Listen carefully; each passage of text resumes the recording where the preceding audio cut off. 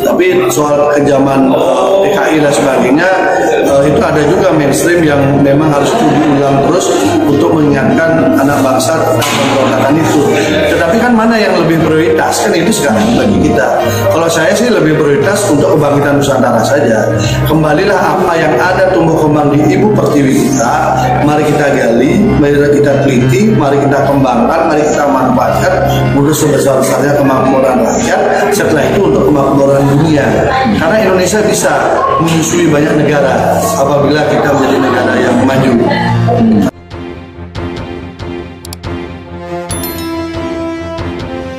Ini kan kalau yang Pak Yai sering sampaikan, Indonesia itu akan menjadi superpower dunia. Dan hari ini kita melihat pemerintah di bawah pimpinan Pak Jokowi ini akan menjadi presidensi G20 di Bali, ya.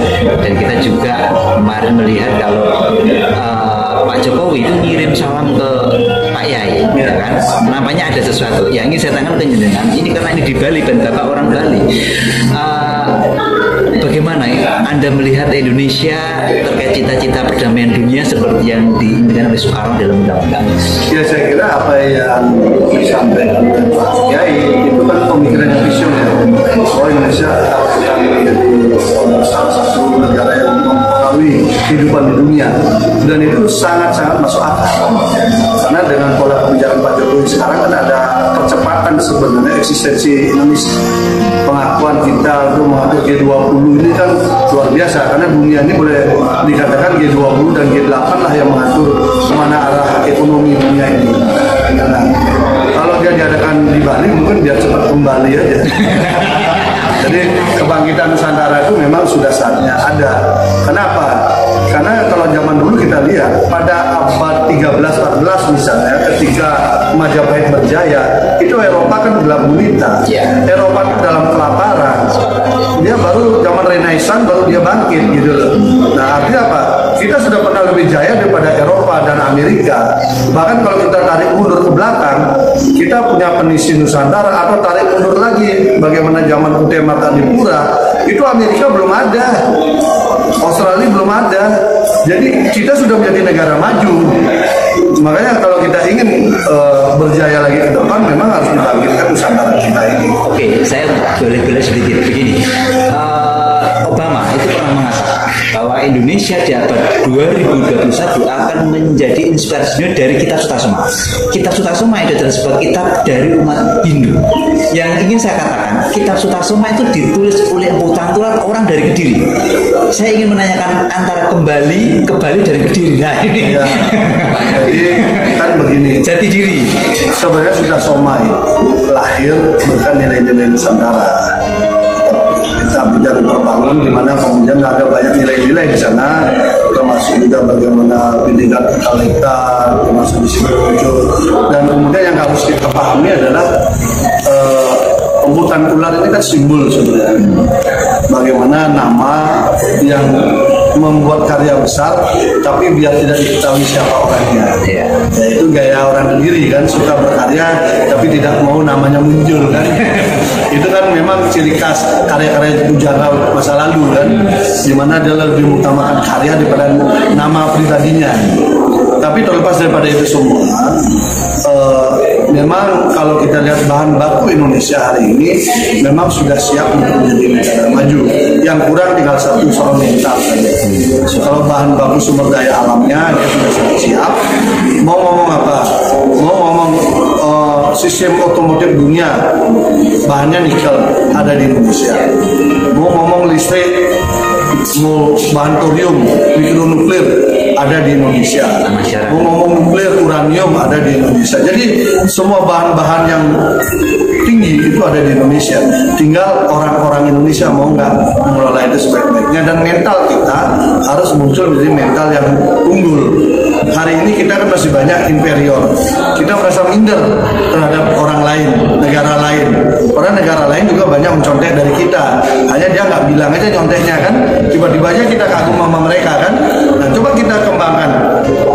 Dulu kapal dari kayu tanpa mesin kita mampu ke Madagaskar sampai Afrika Selatan. Zaman itu belum ada orang lain bikin kapal. Kalau mau lihat Sriwijaya dulu yang namanya jalur sutranya Cina hari ini itu kan jalur yang digarap zaman Sriwijaya abad ke-7 dan ke-8. Dia keliling Cina, India, Filipina, semua dikelilingin itu kapal yang dikelola oleh orang-orang Sriwijaya. Sehingga disitulah kemudian membawa keramik, membawa perdagangan berjalan. Jadi kapal ini bergerak dia, termasuk perguruan tinggi. Jadi abad ke-7 ke-8 kita sudah punya perguruan tinggi di Sumatera. Nah, artinya apa? Secara ilmu pengetahuan, sains kita sebenarnya tinggi, tapi kita tinggalkan. Maka kembalilah kita untuk kebangkitan Nusantara. Oke. Maka kita akan menjadi negara yang unggul. Oke, terakhir Pak Pasek, apa yang jenengan katakan tadi tentang Bali, kembali itu menyengat hati saya. Tapi saya selalu seingat Pak Yai, beliau mengatakan jati diri. Kita harus kembali kepada jati diri. Nah, jati diri kita itu menurut Pak Yai adalah manunggaling keimanan dan kemanusiaan, itu Pancasila. Jati diri adalah Pancasila. Nah, pertanyaannya agak melebar. Sebenarnya pada tanggal 30 September itu ada sebuah peristiwa besar dunia di mana Pancasila dibacakan oleh Soekarno di sidang PBB. Namun hari ini kita melihat 30 itu diperingati peristiwa G30 SPKI. Padahal menurut catatan sejarah Soekarno tidak ada, karena G30 SPKI itu adalah 1 Oktober, adalah gestok. Bagaimana pendapat tentang hal ini? Ya, ini kan itu mau dirayakan atau tidak itu kan ada kaitan dengan sistem politik kekuasaan juga, yang mana mau dirayakan. Jadi kalau memang kita sepakat merayakan tentang bagaimana eksistensi ideologi Pancasila, maka memang pidato Bung Karno lebih punya roh, karena dia bagaimana dikenalkan di internasional. Tapi soal kejaman PKI dan sebagainya, itu ada juga mainstream yang memang harus diulang terus untuk mengingatkan anak bangsa tentang pemberontakan itu. Tetapi kan mana yang lebih prioritas, kan itu sekarang bagi kita. Kalau saya sih lebih prioritas untuk kebangkitan Nusantara saja.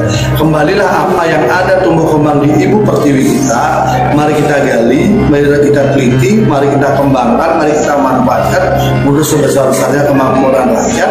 Setelah itu untuk kemakmuran dunia, karena Indonesia bisa menyusui banyak negara apabila kita menjadi negara yang maju.